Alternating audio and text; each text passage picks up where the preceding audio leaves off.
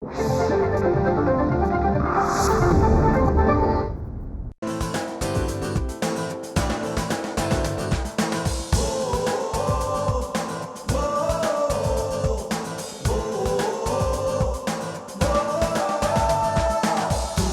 से झुके नहीं, कदम कभी डिगे नहीं, ओ तूफानों से झुके नहीं, कदम कभी डिगे नहीं, राह में रुके नहीं, आसमां से बुलंदी तक, कोशिश से कामयाबी तक, कोशिश से कामयाबी तक, कोशिश से कामयाबी तक, कोशिश से कामयाबी तक, कोशिश से कामयाबी तक। नमस्कार, आदाब, सत श्री अकाल। मैं किरण जुनेजा एक बार फिर हाजिर हुई हूँ लेकर कोशिश से कामयाबी तक एक ऐसा शो जो आपको कामयाब होने का रास्ता दिखाता है। दोस्तों, हमारे आज के मेहमान का एक्टिंग का सफ़र शुरू हुआ टीवी से। इनकी एक ही इच्छा थी कि इन्हें as a heroine Aamir Khan के ऑपोजिट एक रोल मिले।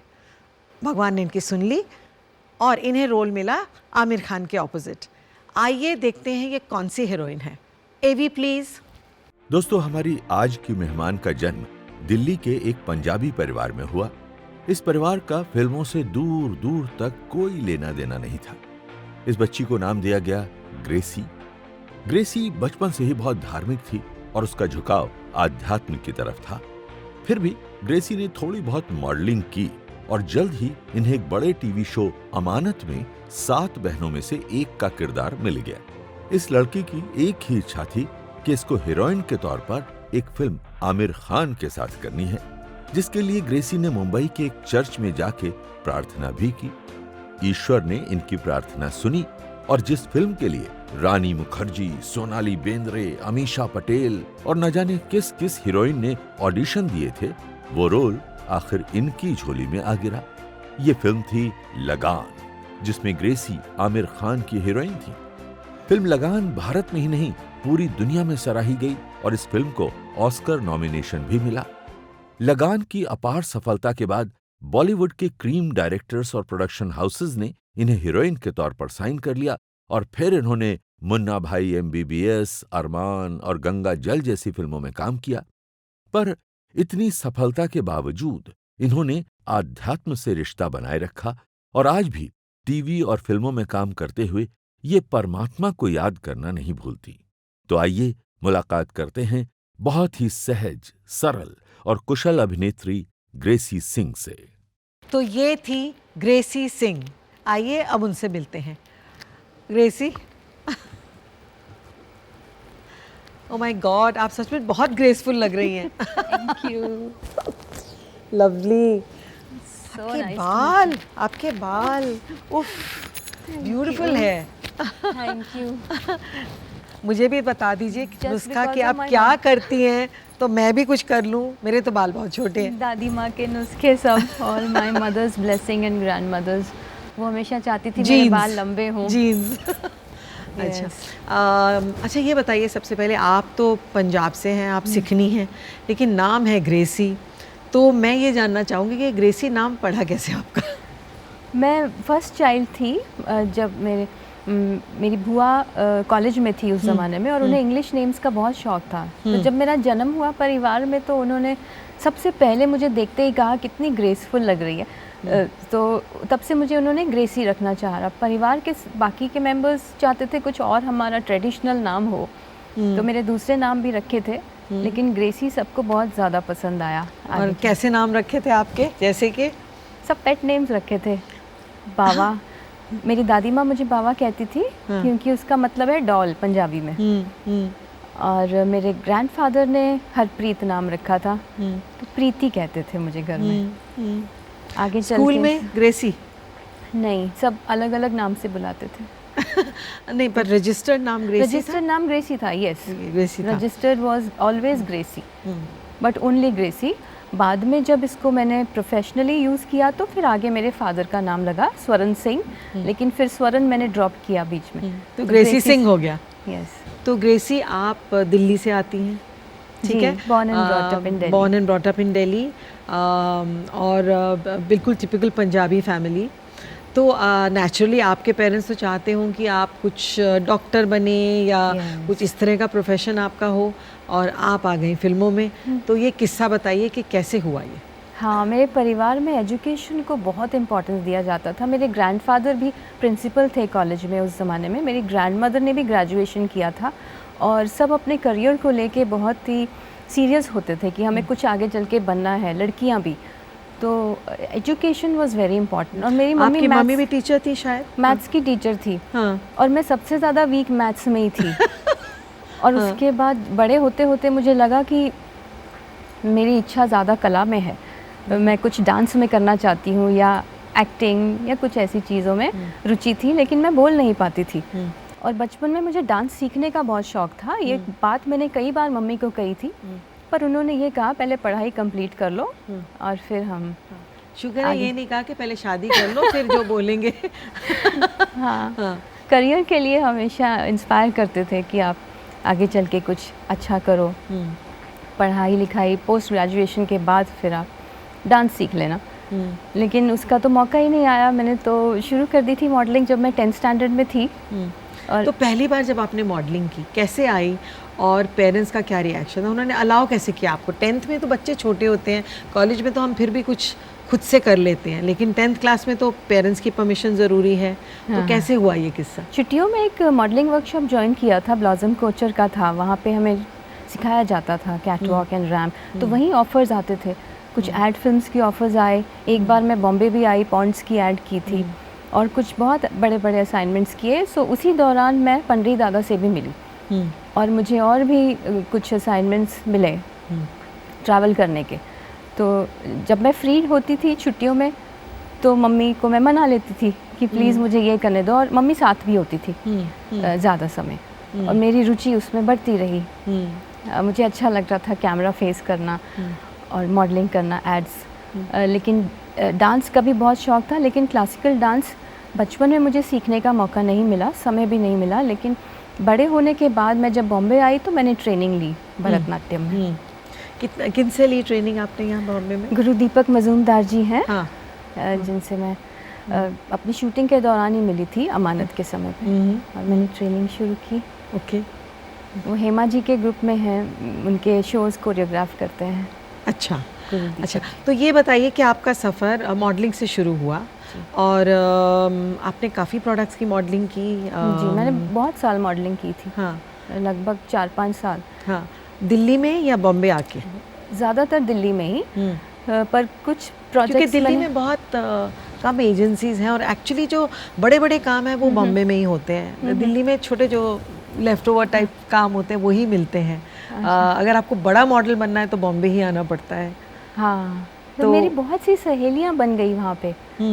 तो एक बहुत ही खास है सुष्मिता सेन, हाँ। जिनके साथ भी मैंने कुछ फैशन शोज़ किए थे। अच्छा। और कुछ ही समय में मैंने देखा कि वो मिस यूनिवर्स बनी है, तो मुझे बहुत इंस्पिरेशन मिला। उन्हें देख के ऐसा लगा कि अब हमें भी कुछ करना चाहिए, अपने जीवन में आगे बढ़ना है। फिर मेरी और भी सहेलियाँ थी, ऋतु चौधरी जो आगे चल के महिमा चौधरी बनी, और सनली सिन्हा।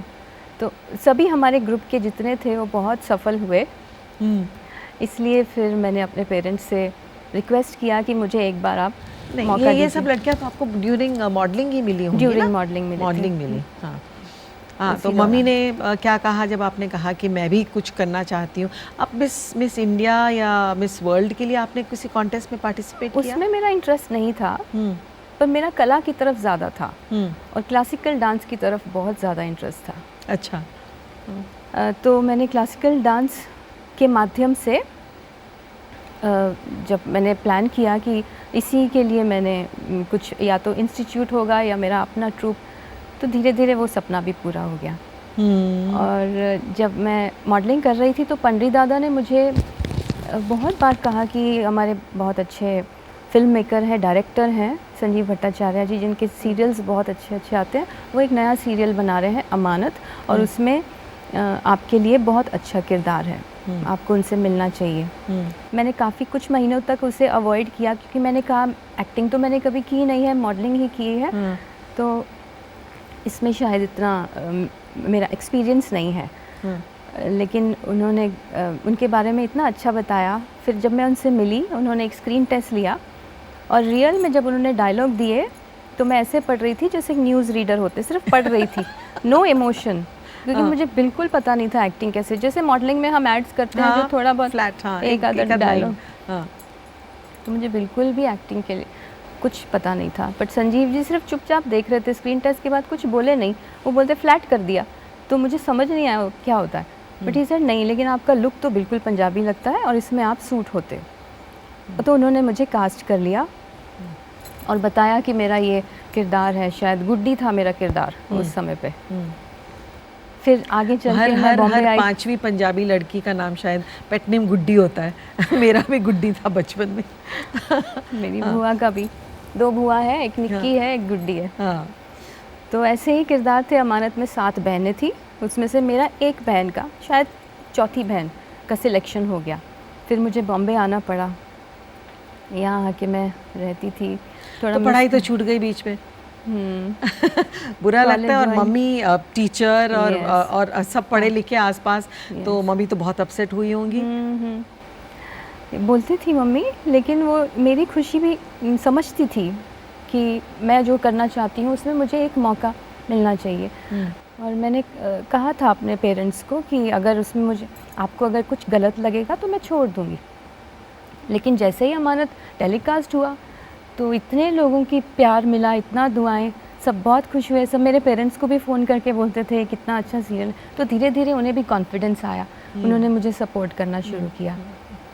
और अमानत के दौरान जब शूटिंग शुरू हो चुकी थी तो कुछ वजह से जो डिंकी का किरदार कर रही थी उसकी शूटिंग रुक गई। मुझे उसकी डिटेल नहीं मालूम क्या हुआ, लेकिन उस दिन हम सिर्फ बैठे थे, शूटिंग नहीं हो रही थी। तो अचानक जो उनके असिस्टेंट डायरेक्टर थे इंद्रजीत, उन्होंने मुझे बुलाया और बोला कि ये डायलॉग है, आप इसको ऐसे ही बोल के दिखाओ। कुछ ऐसे नटखट सा एक्सप्रेशन था, बहुत शरारती। और मैंने उनको एज इट इज़ कॉपी किया और जैसे एक ही शॉट में हो गया तो इंदर जी बोलने लगे, देखो कितनी अच्छी एक्ट्रेस है, ये परफेक्ट करेगी डिंकी का रोल। तो आप डिंकी बन गई तो गुड्डी से। उसी समय मैं डिंकी बन गई। yes. अच्छा, बहुत इंटरेस्टिंग कहानी आप हमें बता रही हैं, लेकिन इस वक्त हमें लेना होगा एक छोटा सा ब्रेक। कोशिश से कामयाबी तक। Welcome back. आज हम बात कर रहे हैं ग्रेसी सिंह से। हाँ, तो सीरियल की आप बात बता रही थी हमें, फिर क्या हुआ?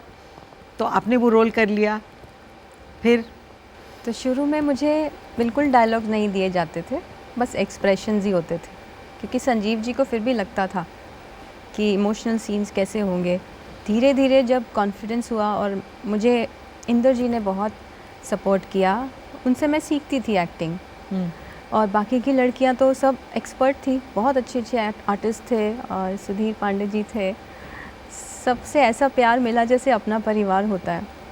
और वो सभी लड़कियां मेरी रियल सिस्टर्स की तरह बन गई कुछ ही समय में। तो धीरे धीरे वो नेचुरल हो गया, ऐसा लगता ही नहीं कि एक्टिंग हो रही थी। और बाद में जाके मेरे सीन्स बहुत लंबे लंबे डायलॉग्स, 1-1, 2-2 पेज के, और फिर एक एक टेक में करना पड़ता था। तो धीरे धीरे कुछ ही महीने में आई वॉज लाइक एक्सपर्ट। तो मतलब ये आपकी समझ लीजिए कि ट्रेनिंग हो गई, एक आपका स्कूल था जहाँ आपने की एक्टिंग सीखी और खेल खेल में सीख लिया। हाँ। पता भी नहीं चला कि सीख रहे हैं। और हमने सुना है कि पूरी अमानत की जो टीम थी उन्हें मालूम था कि आपका एक ही ड्रीम है, और वो ड्रीम है कि किसी दिन आप आमिर खान के साथ काम करें। सच है? हाँ, मैं बहुत बड़ी फ़ैन थी, बचपन से ही मुझे उनकी फ़िल्में बहुत पसंद थी। बार बार देखती थी उनकी फ़िल्में। उनके साथ एज ए लीड इतना तो मैंने फ्यूचर प्लानिंग कभी किया नहीं था, लेकिन मुझे पसंद थे। फिर जब हम ज़्यादा फेमस हो गए अमानत, तो धीरे धीरे और लगने लगा कि अब हमें इसको सीरियसली लेना चाहिए। इतना लोग पसंद कर रहे हैं तो, और वो मुझे सब बोलते भी थे आप फिल्में क्यों नहीं करती। जब इतना बोलने लग गए तो फिर मेरे मन में ये बात आई कि हाँ, फिल्म तो करनी चाहिए, एक बार ट्राई करेंगे। तो फिर ऐसा ही लगा कि आमिर इज़ द बेस्ट। ऐसा मुझे मैं 2-3 बार मैंने देखा आमिर को, मिली। एक बार तो लोखंडवाला में ही ब्रिज पे हम जा रहे थे, मैं और मेरी एक फ्रेंड रिक्शे पे जा रहे थे, और मैंने देखा इश्क इश्क की शूटिंग चल रही है। वहीं पे मैंने रोक के देखा वो और जूही जी गाने की शूटिंग चल रही थी। काफ़ी देर मैं देखती रही। वहाँ पे मेरी डिटर्मिनेशन पक्की हो गई कि मुझे काम करना है। I will do a film. बस उसके बाद फिर वो मेरे मन में इतना नहीं था, लेकिन एक डिटर्मिनेशन थी कि yes it will happen with a very positive thought and कि yes I can see the future. तो फिर ये रोल आपके पास कैसे आया, मतलब ये बताइए। हाँ, वो जब आया तो उस समय पे मैं ये सब भूल चुकी थी, क्योंकि उस समय पे सिचुएशन कुछ और बन गई। मैं बहुत सारी और शूटिंग्स भी करती थी। एक और सीरियल किया था एक्चुअली जो बहुत ख़ास था मेरे लिए। रवि चोपड़ा जी ने डायरेक्ट किया था, मैं दिल्ली हूँ, दूरदर्शन के लिए। हाँ, इसलिए आज यहाँ आके मुझे बहुत अच्छा भी लग रहा है कि शुरू में जब दूरदर्शन के साथ वो सीरियल किया, वो भी लोगों ने पसंद किया था और उसमें डांस था, इसलिए मुझे वो और भी अच्छा लगता था कि मेरा जो रोल क्या कैरेक्टर था आपका उसमें? एक स्पाई का रोल था जो पॉजिटिव रोल था, लेकिन she is a very powerful girl, she is a dancer also. उसमें बहुत कुछ मैंने सीखा, हॉर्स राइडिंग सीखी और थोड़े अलग अलग तरह के डायलॉग्स, माइथोलॉजी। उसमें मेरी हिंदी बहुत इम्प्रूव हो गई, वैसे वाली हिंदी जिसकी रिक्वायरमेंट लगान में भी थी। तो आगे चल के उसका मुझे बहुत बेनिफिट हुआ। तो आपने उसी दौरान हुतुतु भी की थी गुलजार साहब की? जी हाँ, उस समय पे मैंने वो भी की थी, क्योंकि ये बी.आर. चोपड़ा जी के सेट पे ही मैं एक बहुत सीनियर सेक्रेटरी हुआ करते थे, मिस्टर रमेश जोशी जी, जिन्होंने पद्मनी जी को इंट्रोड्यूस कराया था फिल्मों में साउथ के, और फिर बहुत बड़े बड़े कलाकारों के साथ।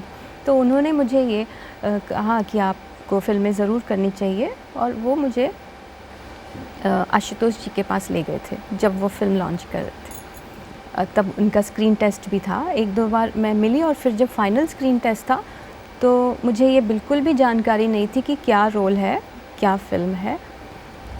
बस वो हमने मेकअप किया, बहुत अच्छे एक्सपर्ट लोग थे, कॉस्ट्यूम मेकअप, तो विलेज रोल था, और क्योंकि मैं विजयंती माला जी की बहुत बड़ी फ़ैन हूँ तो उन्हीं के गीत बज रहे थे स्क्रीन टेस्ट पे, तो मुझे बहुत अच्छा लगा।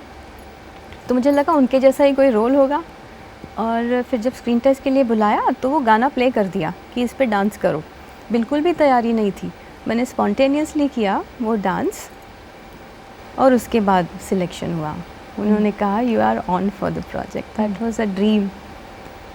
फिर पता चला कि अच्छा this is a beautiful film. फिर कहानी सुनाई गई फिल्म की, लेकिन एक रिस्पॉन्सिबिलिटी और बढ़ गई, और उसकी वजह से मुझे अमानत भी छोड़ना पड़ा। लेकिन अमानत की पूरी टीम, डायरेक्टर्स, सब ने मुझे बहुत सपोर्ट किया, एनकरेज किया कि आप बिल्कुल भी मत सोचो, आप जब भी करना चाहो फिल्म के बाद आप फिर से शूटिंग कर लेना, क्योंकि मेरा लगाव था उस पूरी टीम से। इस फिल्म के लिए तो बहुत बड़ी बड़ी हीरोइंस ने, सोनाली बेंद्रे और काफ़ी और हीरोइंस भी थी जिन्होंने कि स्क्रीन टेस्ट दिया था, लेकिन सिलेक्शन आपकी, तो ये आपको कैसे लगा? उसकी जानकारी मुझे बाद में हुई कि कितने लोगों ने स्क्रीन टेस्ट दिया है। उस समय पे मैं बहुत खुश थी कि ये रोल जो है एक सपना था मेरा, ये रोल, और इतनी बड़ी टीम, इतनी सुंदर कहानी, इतने अच्छे डायरेक्टर, तो मुझे उस बात की बहुत खुशी थी। और एक ड्रीम कम ट्रू जो है, मुझे ऐसा लगा एक डिवाइन पावर है गॉड की जो मुझे सपोर्ट कर रही है, कोई एंजल्स है मेरे साथ जो हर बात मेरी सुनते हैं। और हमने सुना है कि आप चर्च में भी गई थी प्रार्थना करने के लिए कि ये रोल आपको मिल जाए, आमिर खान के ऑपोजिट, कुछ ऐसा था? मैं कभी भी अपने लिए प्रे नहीं करती थी, मुझे पता है गॉड हमेशा मेरे पास ही है, ही इज़ माई फ्रेंड। तो गॉड फादर जैसे हैं, स्पिरिचुअल हैं आप? Yes, I believe in god, but I never pray for anything material, I pray generally. ये भी सुना मैंने कि आप चर्च में भी चली जाती हैं, दरगाह भी आप आपने शूटिंग की, शायद आप गुरुद्वारा जाती हैं, मंदिर जाती हैं, आपको कोई मतलब ऐसा कोई फेथ नहीं है, हाँ। लेकिन आप हर तरह के रिलीजियस टेम्पल वगैरह पे आप चली जाती हैं? Yes, I have such environment. मेरे सब ऐसे दोस्त, स्पिरिचुअल फ्रेंड्स बहुत हैं। मेरा जन्म तो सिख परिवार में हुआ। बचपन से ही मैं जब 3 साल की थी तो जपजी साहब का पाठ पूरा पढ़ लेती थी, मेरी दादी जी ने मुझे सिखाया था, और रोज़ गुरुद्वारे जाने की ये आदत थी बचपन से ही। फिर जब बॉम्बे आई तो मेरी कुछ क्रिश्चियन फ्रेंड्स बन गई, उनके साथ मैं चर्च जाया करती थी। तो एक दिन बहुत बड़ा फंक्शन था कोई चर्च में, तो मेरी फ्रेंड की मदर ने मेरे लिए ये प्रे किया। तो मुझे तब बहुत ऐसा लगता था कि किसी चीज़ के लिए हम क्यों, गॉड तो हमारे ही हैं और इतना कुछ गॉड दे देते हैं। तो उन्होंने ये प्रे किया कि आप फिल्म बड़ी करोगे, एक बहुत बड़ी फिल्म अभी, क्योंकि उस समय पे बहुत लोग मुझे कहते थे कि हम आपको बिग स्क्रीन पे देखना चाहते हैं। ये उनकी दुआएं हैं जिसकी वजह से मुझे इतने अच्छे अच्छे फिल्म्स। अच्छा, पहला दिन आमिर खान के साथ काम करने का क्या एक्सपीरियंस रहा? हमारी बहुत सारी तैयारियां हो चुकी थी। स्क्रीन टेस्ट के बाद फिर से एक स्क्रीन टेस्ट हुआ था, तो आमिर जी भी थे उस स्क्रीन टेस्ट में। उसके बाद लगभग 4-5 महीने तक हमने उस पूरी किरदार की और सारे स्क्रिप्ट की रिहर्सल्स की थी बहुत बार। तो हम जब तक फिल्म शुरू हुई थी तो हम बन चुके थे। मैं गौरी, मैं भूल गई कि मैं ग्रेसी हूँ और वो आमिर है, वो भुवन। वो ऐसे उनका पूरा अटायर, वो कॉस्ट्यूम्स भी सब चेंज हो गया। जब हम भुज पहुँचे तो शूटिंग से 10 दिन पहले तक सिर्फ उस वातावरण में रहते थे, घूमते थे विलेजर्स के साथ, उनकी बॉडी लैंग्वेज और उनके, तो पूरी तरह से अपने आप को हम भूल चुके थे, उसी किरदार में थे और सभी को एक दूसरे को किरदार के नाम से ही बुलाते थे। अच्छा ग्रेसी, बहुत सारे पेरेंट्स होते हैं जो कि अपनी बेटियों के साथ बॉम्बे आ जाते हैं और यहाँ सेटल हो जाते हैं ताकि बच्ची का करियर आगे। आपके साथ ऐसा कुछ नहीं हुआ, आपके पेरेंट्स आपके साथ नहीं, आप खुद अकेली आई, आपने स्ट्रगल किया। दिल्ली में हम एक मिडिल क्लास फैमिली वाले भी हों तो हम एक बंगले में रहते हैं, एक छोटा सा कोर्ट यार्ड होता है, एक ड्राइव वे होता है। बॉम्बे में हम मैच बॉक्सेस में रहते हैं, एक 1 बेडरूम या पीजी या पेइंग गेस्ट। तो आप जब बॉम्बे आई अकेली, आपका एक्सपीरियंस क्या रहा? बहुत डिफ़िकल्ट था। इट इज़ नॉट ईजी, क्योंकि वही तो एक समय था जब हमने इतना कुछ सीखा, इंडिपेंडेंट होना। तब वहाँ रह के पेरेंट्स के पास हमें शायद कदर नहीं होती कि कितना कुछ कंफर्टेबल है। छत पे बैठना, वो गार्डन में, मुझे गार्डनिंग का शौक़ था। मैं मम्मी को देखती थी कि कितने सुंदर सुंदर प्लांट्स, मम्मी की वेजिटेबल्स लगी हुई हैं गार्डन में, वो सब मैं दिल्ली में सब ग्रो करते हैं वेजिटेबल्स और फूल और बात करते हैं। मेरे एक बालकनी होती है, फ्लावर्स और मेरे रोजेस और क्रिसैंथेमम, फूलों की बातें होती हैं। बिल्कुल, सुंदर सी बालकनी होती है, झूले भी लटकते हैं, मुझे भी बहुत पसंद था झूला। फिर कभी छत पे, सर्दियाँ, मौसम भी बदलते हैं, तो यहाँ पे एक जैसा मौसम है। लेकिन ज़्यादा इम्पॉर्टेंट है कि जो फैमिली और उसको घर को मेंटेन करना, एक घर में रहना, और ख़ासकर जिसको बिल्कुल ही किचन की नॉलेज ही नहीं थी। मैंने कभी तो हाथ जलाए क्या खुद? बहुत, हाँ, मैंने खाना शायद बिल्कुल मुझे बनाना नहीं आता था, कुछ भी आता नहीं था, और अकेले मैनेज करना, वो शुरू में बहुत तकलीफ़ हुई थी। तो मम्मी भी, जब मम्मी को समय होता था, वो हमेशा आती थी रहने और बोलती थी कि क्यों इतनी बड़ी तपस्या कर रहे हो, आप वापस आ जाओ। लेकिन मुझे एक काम की खुशी भी थी, उसकी डिटर्मिनेशन। ऐसा भी लगता होगा कि वापस चली गई, सक्सेसफुल नहीं तो लोग क्या कहेंगे? नहीं, ऐसा तो नहीं लगता था। मेरे लिए सक्सेस कभी भी वो नहीं थी। तो it was to spread happiness and not material thing. हाँ, मुझे खुशी उस काम में होती थी और मैं चाहती थी, लेकिन इसकी वजह से कोई भी तकलीफ़ में ना आए, मेरे पेरेंट्स को ऐसा ना लगे कि मैं कुछ गलत कर रही हूँ। जब मैंने ये देखा कि वो खुश हैं, कभी नहीं भी खुश होते थे, तो मैं कुछ गिफ्ट्स भेज देती थी। कभी उनके कोई बर्थडे आता था या कुछ, तो ऐसा मैंने उनका प्यार जीता या कोशिश की कि वो एनकरेज करें मुझे और खुश रहें। फिर मैं जब जाती थी मिलने सब रिलेटिव्स को भी देखने, तो सभी लोग अमानत की बातें करते थे, सब उसकी एग्जाम्पल दिया करते थे, एक एक सीन भी याद होता था लोगों को। हमें तो देखने का इतना समय नहीं मिलता था। हाँ। तो मुझे लगता था कि ये सब इतने खुश हैं, तो मुझे इसी को ही कंटिन्यू करना चाहिए, मेरे लिए राइट जगह है। अच्छा, लगान रिलीज़ हुई और इतनी बड़ी हिट हो गई। आपने कभी सोचा था कि इतनी बड़ी हिट हो जाएगी ये फिल्म और ऑस्कर तक पहुंच जाएगी, और उसका असर आप पे क्या हुआ?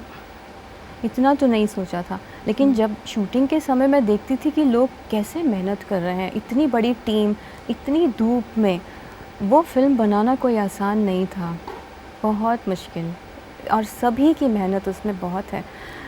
तो मुझे ये लगता था कि इनको इसका फल ज़रूर मिलेगा। एक एक कैरेक्टर, ना ही सिर्फ एक्टर्स बट टेक्नीशियंस ने भी बहुत मेहनत की थी, दिन रात जाग के, इतनी सुबह आना पड़ता था 3 बजे उठ के, बहुत लंबी जर्नी होती थी, वहाँ कोई रहने की ऐसी फैसिलिटी भी नहीं थी। तो पूरी शूटिंग आउटडोर में होती थी, और फिर सिंग साउंड, तो हमारी आवाज़, क्योंकि उसकी तो डबिंग भी नहीं होनी, और हमें वेट करना पड़ता था धूप कब रुके, कभी हमारी परफॉर्मेंस अच्छी होती थी तो हवा का झोंका आके परफॉर्मेंस ख़राब। फिर कभी फिर से मौसम फिर ठीक होता करो। था, तो फिर कभी टेक्निकल और फॉल्ट। कोई कौवा बोल गया या कुछ एक ट्रेन निकल गई या कुछ भी ऐसी साउंड आ गई। बहुत डिफ़िकल्ट था। उसकी प्लानिंग हुई थी 3 महीने की, लेकिन 6 महीने हो गए थे। और क्योंकि उस समय पीक गर्मी का टाइम था, 45 डिग्री टेम्परेचर में भी My हमारी God. तबीयत भी बहुत ख़राब होती थी।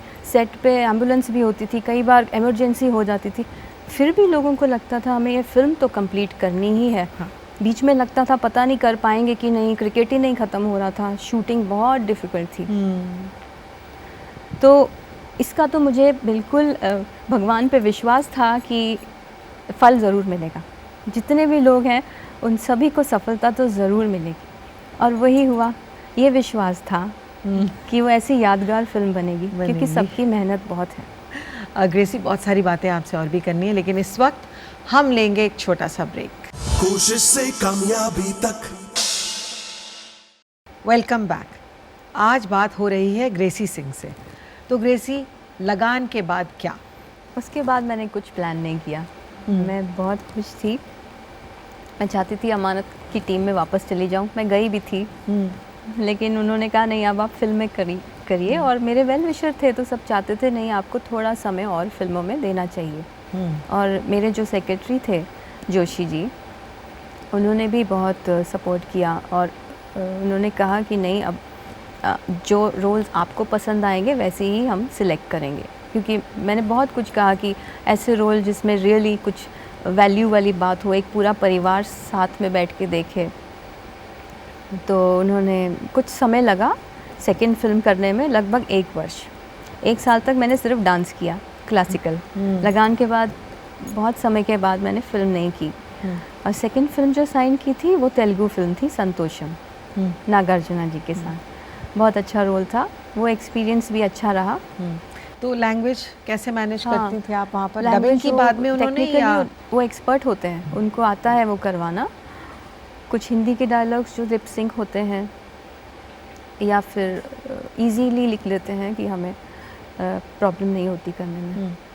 तो फिर आपकी वॉइस किसी ने डब की होगी बाद हाँ, में? वो तो डब की थी बाद में। लेकिन शूटिंग के दौरान अच्छा एक्सपीरियंस था। फिर बॉम्बे में हनी आंटी से मिले थे, वो एक फ़िल्म बना रही थी, अरमान। हिंदी में वो मेरी सेकंड फिल्म थी जिसकी शूटिंग शुरू हुई। ओके। तो एक फीमेल डायरेक्टर के साथ Yes. काम करना कैसा लगा? एक्सपीरियंस क्या रहा? वंडरफुल। इतना कंपैशन था, very motherly, she was affectionate. तो मुझे छोटी छोटी मेरी बातों का भी उनको ध्यान रहता था। सिर्फ एक्टिंग का ही नहीं, कि हर चीज़ में मेरा वो कंफर्ट देखती थी। मेरे टाइम का भी, या फिर जो भी मुझे अगर अच्छा लगे, मेरा कॉस्ट्यूम्स, हेयर, डायलॉग्स, हर चीज़ में उन्होंने मुझे बहुत ही प्यार और से आपको मौका मिला अमिताभ बच्चन के साथ काम पहली करने बार, का? yes, पहली बार। पहली बार। हाँ? तो वो भी Amazing। आपको, आपका एक बहुत एक बड़ा ड्रीम था? वो तो हर एक एक्टर का सपना है। मेरा भी बहुत बड़ा सपना था हाँ। कि मैं उनकी फिल्में बहुत देखती थी, उस समय पे भी देखती थी। VCD होती थी छोटी सी मेरे पास, तो मैं उनकी सभी फिल्में देखती थी, अमित जी की। कितना तो उनका फिल्म discipline कैसी चली? अच्छा लगा। जब पहली बार मैं वो सीन कर रही थी अमित जी के साथ, तो वो सब 15 मिनट पहले से ही रेडी थे, पूरा यूनिट भी नहीं पहुंचा था, और वो मॉरिशस में थी हमारी आउटडोर में शूट। और अपने डायलॉग्स को इतने अलग अलग तरीके से बोल रहे थे, तो मैं बहुत हैरान हुई। जैसे हम शुरू में आए थे, नए नए थे, तब हम नर्वस होते थे ना, तो मैंने कहा अरे इतने सीनियर एक्टर, और उनका जो भी स्टाइल है वो ऑडियंस को पसंद आता है, वो क्यों इतनी प्रैक्टिस कर रहे हैं? क्या ज़रूरत है? हमको तो ये सब अच्छा लग रहा है। लेकिन फिर भी उनकी जो डेडिकेशन और मेहनत, उससे हमने ये सीखा कि पंक्चुअलिटी, और उसकी वजह से ही तो आज इतने सारे लोगों के वो आइडल बने हुए हैं। He is complete institute. So every moment was a learning experience working with him. It was great inspiration. So I'm very lucky कि मुझे इतने अच्छे अच्छे फिल्में और सब आर्टिस्ट कहते हैं कि फिल्म इंडस्ट्री में 2 हीरोइंस कभी भी अच्छी फ्रेंड्स नहीं हो सकती। आप इस फिल्म में, प्रीति जिंटा भी आपके साथ थी, Yes. तो आप उनकी अच्छी दोस्त बनी? जी बिल्कुल, बहुत फ्रेंडली थी प्रीति जी। और हमारे सीन्स कुछ ऐसे हुआ करते थे कि नेगेटिव था, उनका रोल भी नेगेटिव था और वो मुझे पसंद नहीं करती, लेकिन ऑफ स्क्रीन बिल्कुल ऑपोजिट था। इतने फ्रेंडली थे और वो मुझे कभी बोलती भी थी हम घूमने चलते हैं और साथ में खाना, और बहुत सी बातों पे उन्होंने मुझे टिप्स दिए थे। सबसे ज़्यादा तो मेकअप के लिए दिया, वो हमेशा आती भी थी कॉस्ट्यूम कलर्स के लिए, मेकअप के लिए छोटी छोटी चीज़ें बताना, और खुश होती थी कि अच्छा ये ब्रांड का बहुत अच्छा मेकअप है एंड ऑल दीज थिंग्स। तो उनके एक्सपीरियंस से भी मैंने बहुत कुछ सीखा, उनके साथ कुछ समय भी बिताया, तो बहुत अच्छी दोस्ती थी। और इससे मुझे याद आया कि लगान में भी जो थी रेचल, हाँ, जो फॉरेनर, वो भी मेरी बहुत अच्छी फ्रेंड बन गई थी। अच्छा। हाँ। तो आपकी तो हमारे नेचर बहुत सॉफ्ट और फ्रेंडली होगी, क्योंकि बहुत मुश्किल है इस लाइन में दो हीरोइंस। अच्छा। या हाँ हाँ, बहुत मुश्किल है, बहुत कम सुनने में आता है। नहीं। तो इसके बाद आपने प्रकाश झा की फिल्म की जी। वो भी बहुत डिफ़िकल्ट फिल्म रही होगी, और उनकी फिल्म तो शूट भी वो आउट ऑफ बॉम्बे एक बहुत ही डिफ़िकल्ट सर्कमस्टांसेस में करते हैं। Yes yes yes. तो वो एक्सपीरियंस कैसा रहा? तो सबका अलग अलग स्टाइल रहा है। जैसे लगान में इतने सारे डायलॉग्स रेडी, तो मैं टिप्स लेती थी इंदर जी से कि अच्छा इतने सारे डायलॉग, फिल्म में इतनी रिहर्सल की क्या ज़रूरत है, हमें तो टाइम ही नहीं मिलता था सीरियल में रिहर्सल का, डायरेक्ट टेक। लेकिन उन्होंने कहा क्योंकि वो उस ज़माने में ऐसे रोल्स होते थे ना, वो वेस्ट हो जाते हैं, पहले से रिहर्सल ज़रूरी है। लेकिन प्रकाश जी का भी स्टाइल कुछ अनोखा अजीब है, जो मैंने कहीं पे भी नहीं देखा। उनकी स्क्रिप्ट उनके माइंड में होती है, लिखी ज़रूर गई थी, मुझे भी दी थी, पर बहुत सारे ऐसे चेंजेस हो जाते हैं। कैरेक्टर्स में भी होती है, लेकिन बोला कुछ और जाता है। और ही इज़ ऑल राउंडर, जितने भी डिपार्टमेंट्स हैं वो सारे अकेले संभालते हैं, राइट फ्रॉम कॉस्ट्यूम डिज़ाइनिंग।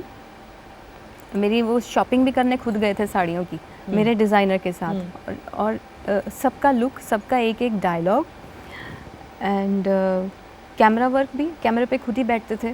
जब मैं गई थी तो वो खुद बैठे होते थे, चाहे क्रेन भी हो, मैं ढूंढती थी कहाँ प्रकाश जी मुझे समझाएंगे, तो ऊपर क्रेन पे बैठे होते थे। And he used to do everything himself, A to Z, every department. So passionate and so energetic, मैंने आज तक किसी को भी ऐसे नहीं देखा अपने लाइफ में। आपके हीरो थे अजय देवगन, वैसे तो बहुत सीरियस लगते हैं और रोल्स काफ़ी सीरियस करते हैं, लेकिन सुनने में आता है कि काफ़ी मजाक कर लेते हैं सेट्स पे। तो कुछ ऐसा आपके साथ भी मजाक किया उन्होंने जो आपको याद है? नहीं, मेरे साथ तो नहीं, लेकिन हाँ औरों के साथ मैं देखती होती थी, वहाँ सेट पे हंसी खेल मजाक बहुत चलता था। हाँ। रोल इतना सीरियस होता था, but of screen totally opposite, बिल्कुल एक बच्चे की तरह से प्रैंक्स करते थे बहुत लोगों के साथ। तो कोई ऐसा कोई किस्सा सुनाइए हमें। शायद एक बार शूटिंग में कुछ होली का ही ऐसा सीन था जब उन्होंने सबको रंग दिया था। हाँ। बहुत ऐसा रंगा था कि किसी को बिल्कुल यकीन ही नहीं हुआ कि क्या हुआ। प्लानिंग की हुई थी। अच्छा। हाँ, शायद सबकी प्लानिंग की थी और शूटिंग रुक गई थी थोड़े समय के लिए। हाँ।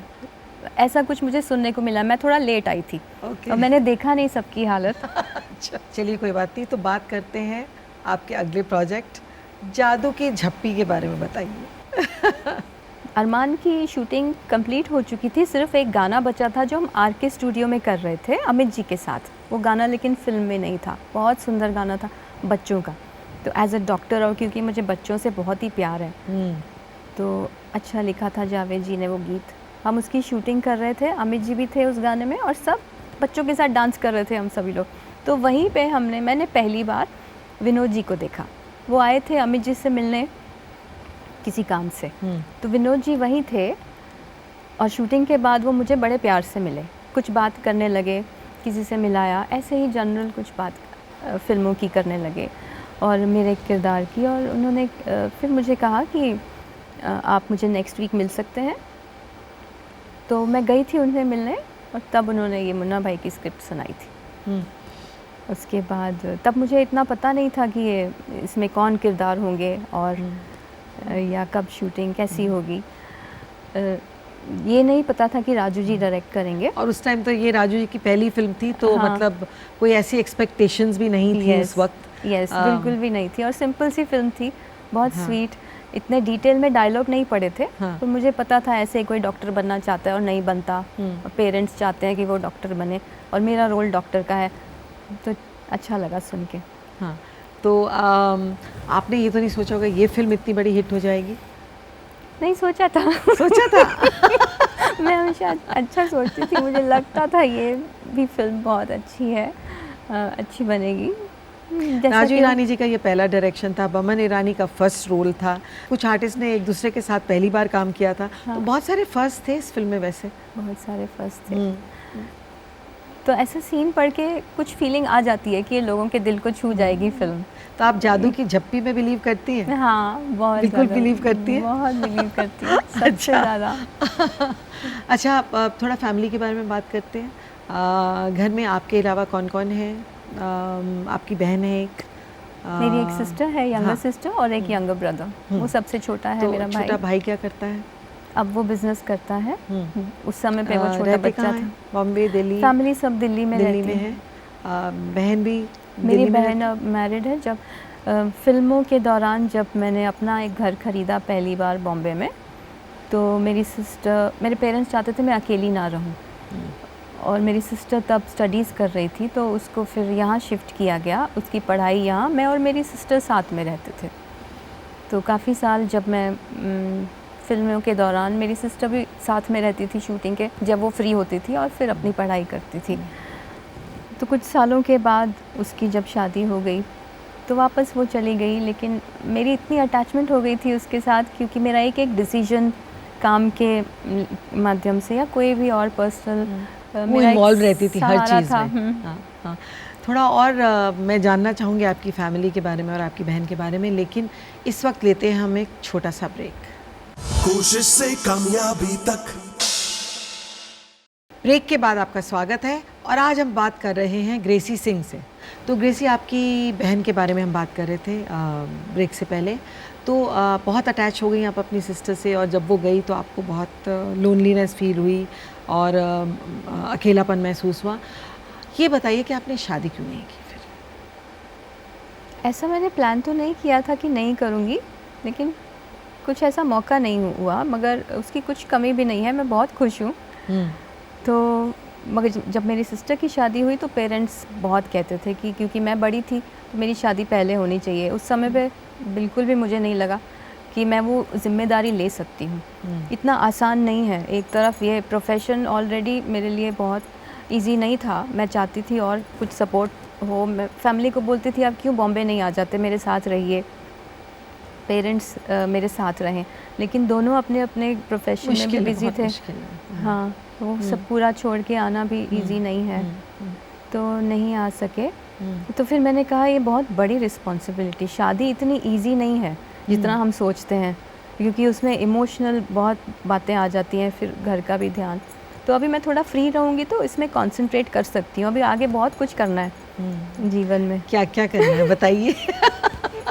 तो बहुत सी ऐसी प्लानिंग्स हैं, अभी तो कुछ शुरू भी नहीं हुआ, तो वो सब मैं करना चाहती थी। फिर जब समय आएगा, तो जब शादी का समय होना होगा तो हो जाएगा। अच्छा, आपने एक एकेडमी भी शुरू की हुई है, डांस एकेडमी हाँ आपके जी, नाम मेरा से। अपना डांस ट्रूप है। हम लोग क्लासिकल शोज़ करते हैं, जितने गवर्नमेंट फेस्टिवल्स होते हैं वहाँ भी वर्ल्ड टूर भी करते हैं। और अब हम सब तरह के क्लासिकल डांसेस करते हैं, उसमें जितने भी 8 फॉर्म्स हैं इंडिया में, वो सभी, कि कुछ भी फेड आउट ना हो, वो कायम रहे हमारी कला संस्कृति। हाँ। और फिर मैंने ब्रह्मा कुमारी इंस्टीट्यूट भी ज्वाइन किया, लेकिन एक्टिंग बिल्कुल भी नहीं छोड़ी, एक्टिंग कंटिन्यूस थी। मैं चाहती थी कम से कम, इतनी सारी भाषाएं हैं तो एक फिल्म हर भाषा में ज़रूर करूं। तो सारी साउथ की भी की, फिर बंगाली फिल्म की गोविंदा जी के साथ। ओके। और ये की थी मलयालम मम्मूटी जी के साथ, वो भी बहुत अच्छा एक्सपीरियंस है। 2010 में वो फिल्म भी अच्छी थी। पंजाबी फिल्में 2-3 अच्छी की थी। पंजाबी तो मदर टंग है, उसकी डबिंग मैंने खुद ही की थी। हाँ। हाँ, 3 फिल्में बहुत अच्छी की थी। और आप फिलहाल एक सीरियल भी कर रही हैं जो अभी खत्म हुआ है, संतोषी माँ, yes। संतोषी माँ। उसके बारे में बताइए। एक माइथोलॉजिकल सीरियल है, आपका ये भी एक डिज़ायर था कि मैं कुछ माइथोलॉजिकल करूं, तो वो भी पूरा हो गया। वैसे आप जो भी सोचती हैं पूरा हो जाता है, तो जल्दी से सोच लीजिए कि मुझे शादी करनी है। वो मैं अभी नहीं सोच रही हूँ। तो इस सीरियल के बारे में बताइए।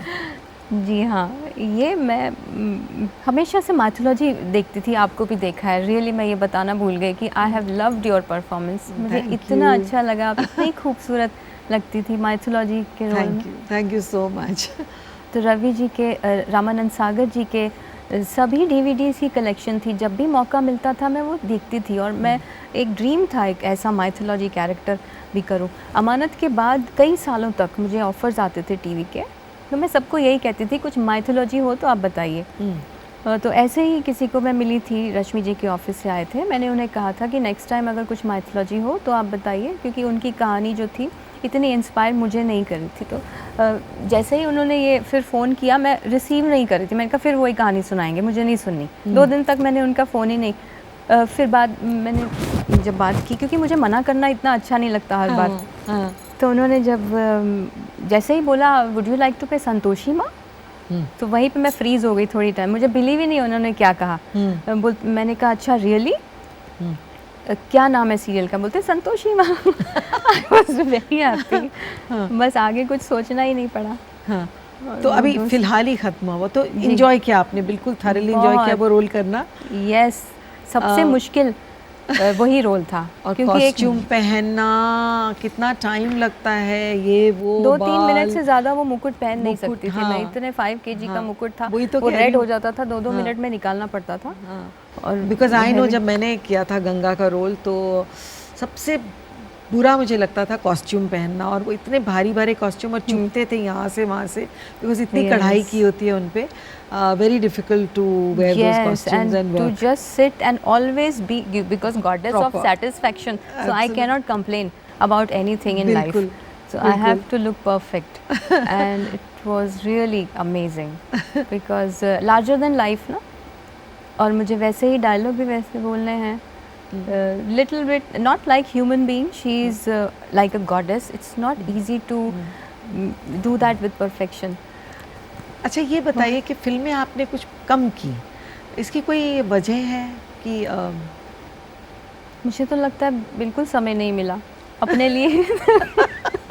क्योंकि कितने सालों तक काफ़ी सारी फिल्मों में ही काफ़ी वक्त चला गया, फिर जितना वक्त बचता था तो उसमें हम डांस, क्योंकि मैंने भरतनाट्यम की ट्रेनिंग के बाद ओडिसी की भी ट्रेनिंग ली, थोड़ी मणिपुरी, कथक में भी, तो ये 4 फॉर्म्स मैंने सीखे जैसे भी वक्त मिलता था, और शोज़ भी करते थे हम, तो समय नहीं मिलता था। डांसिंग में काफ़ी झुकाव रहा उस तरफ। लकीली इतनी अच्छी फिल्में थी जो दिल से मुझे खुशी हुई, और आज लोग भी याद करते हैं, वो भी खुश होते हैं। तो I wanted to spread happiness through my work, so that was my dream. Really it was full. अच्छा ये बताइए, आपको चॉकलेट्स का बहुत शौक था, बहुत खाती थी आप, ये क्या वजह थी कि आपने अचानक चॉकलेट्स खाना बंद कर दिया? आपको किसने कहा बंद कर दिया? बंद नहीं किया आपने? हाँ, बहुत कम कर दिया, पहले से तो बंद ही कर दिया है। अब इतना नहीं अच्छा लगता चॉकलेट। क्यों? कोई वजह तो होगी। नहीं, वजह कुछ भी नहीं थी, धीरे धीरे मुझे वो बचपन की वो आदतें, एक्चुअली जब मैंने खुद ही देखा कि जब मेरी सिस्टर का पहला बेटा हुआ, तो मेरी लाइफ में बहुत बड़ा परिवर्तन हो गया। उस छोटे से कुछ जैसे ही मैंने गोद में लिया तो मेरे पूरी लाइफ चेंज हो गई। ऐसा लगा कि जैसे ही इज़ माई चाइल्ड, अब मेरी जिम्मेदारी बहुत बढ़ गई है। क्योंकि वो मुझे पता था she is my younger sister, पता नहीं वो जिम्मेदारी अच्छी जैसी भी होगी, but she is the best mother. लेकिन शुरू के कुछ सालों तक मैंने उसकी देखभाल की थी, उस बच्चे की। तो वहाँ से कब मेरा बचपन चला गया मुझे पता भी नहीं चला। तो मुझे पता था चॉकलेट बच्चों के लिए अच्छी नहीं है, पहले मैंने छोड़ी, फिर उनको भी नहीं खाने देती। और फिर हर चीज़ मुझे लगा एक और बच्ची भी है शायद। हाँ, बाद में उसकी एक बहन भी हुई, छोटी तो आप दोनों का, अब मेरे ब्रदर की भी एक बेटी है। हाँ। तो ये मेरे नीस और नेफ्यूज़ के साथ मेरी लाइफ काफ़ी अच्छी गुजरती है, और मेरे परिवर्तन का वजह भी वही है। तो अब मैं ज़्यादा ये कोशिश करती हूँ कि जितना हो सके अपनी तरफ से मैं कुछ ऐसे मैसेज, अवेयरनेस स्प्रेड करूँ।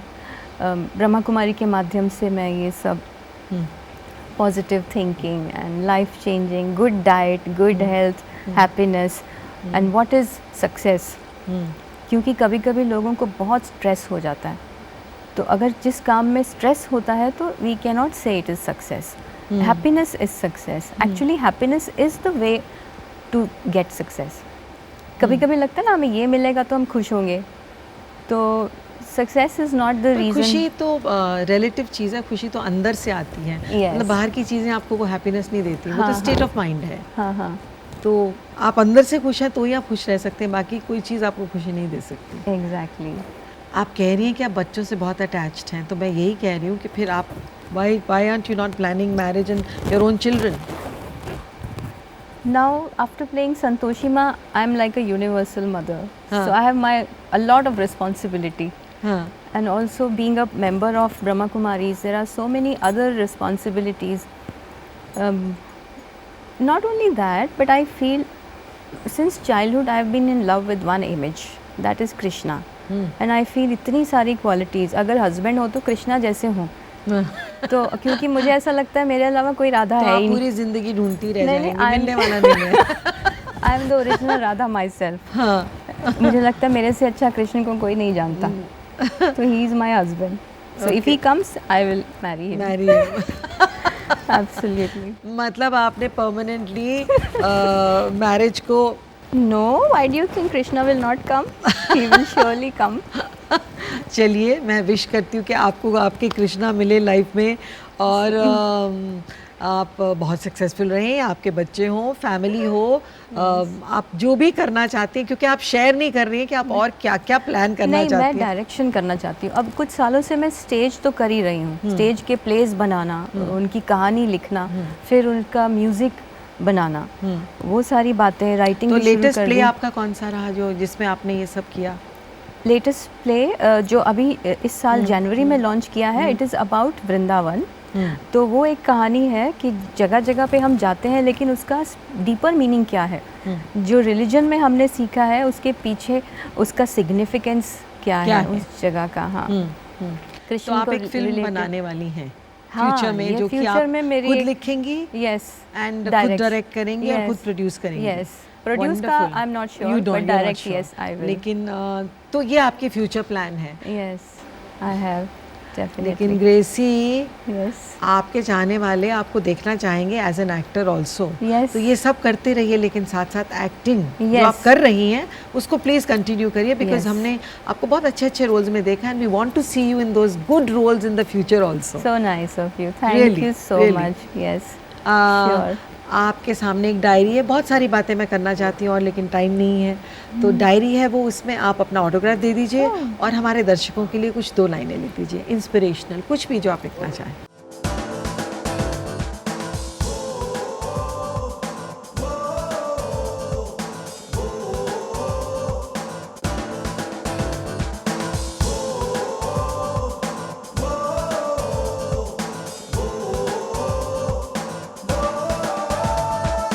तूफानों से झुके नहीं, कदम कभी डिगे नहीं, ओ तूफानों से झुके नहीं, कदम कभी डिगे नहीं, राह में रुके नहीं, आसमां से बुलंदी तक, कोशिश से कामयाबी तक, कोशिश से कामयाबी तक, कोशिश से कामयाबी तक, कोशिश से कामयाबी तक, कोशिश से